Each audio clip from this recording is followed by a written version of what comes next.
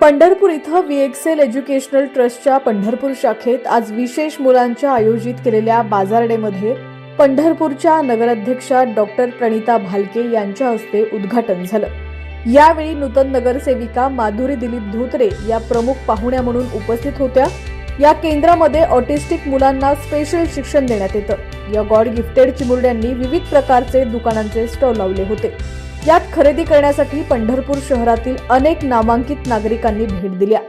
या बाजारडेनिमित्त डॉक्टर प्रणिता भालके यांनी प्रत्येक मुलाशी संवाद साधत त्यांच्याकडून खरेदी तर केलीच, शिवाय या संस्थेच्या अडीअडचणीही जाणून घेतल्या।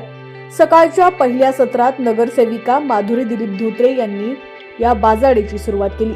माधुरी धोत्रे यांनी या स्पेशल मुलांशी संवाद साधून त्यांच्याकडून वस्तूंची खरेदी केली।